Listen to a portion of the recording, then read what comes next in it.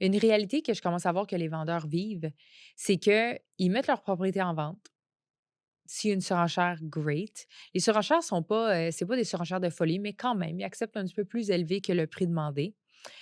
Et puis là, ben, ça tombe à l'inspection.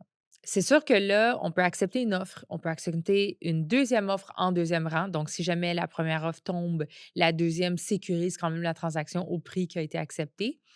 Mais si jamais les 2 offres tombent, pour peu importe la raison, le vendeur se ramasse à recommencer le processus au complet, mais après 1 mois ou 2 mois de perdu déjà qui est sur le marché. Le meilleur momentum d'une maison, c'est toujours les 2 premières semaines.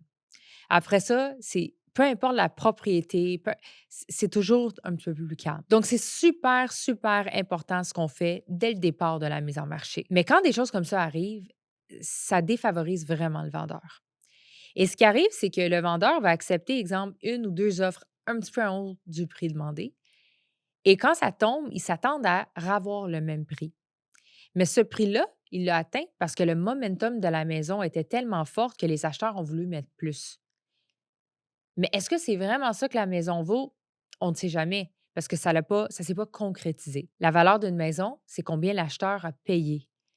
Mais si l'acheteur n'a pas concrétisé sa transaction parce qu'il a voulu descendre le prix après l'inspection ou quoi que ce soit, ben là, la valeur est en jeu. Donc, pour un vendeur, c'est extrêmement important de vraiment analyser et de réfléchir quelle offre qu'ils vont accepter.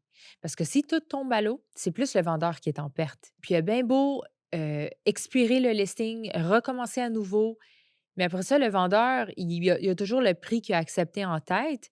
Puis là, en plus, il y a moins de visites parce qu'il y a moins d'activités, il y a moins de le momentum est juste ralenti pour la maison. Donc ça devient une c'est juste c'est pas le fun pour personne.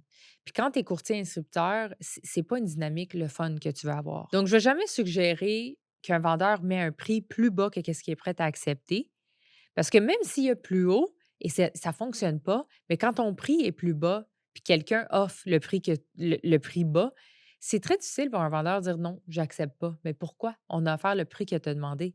S'il est pas prêt à accepter ça, il est prêt à accepter juste 15 000 de plus, bien, c'est à ce prix-là minimum qu'il doit l'afficher.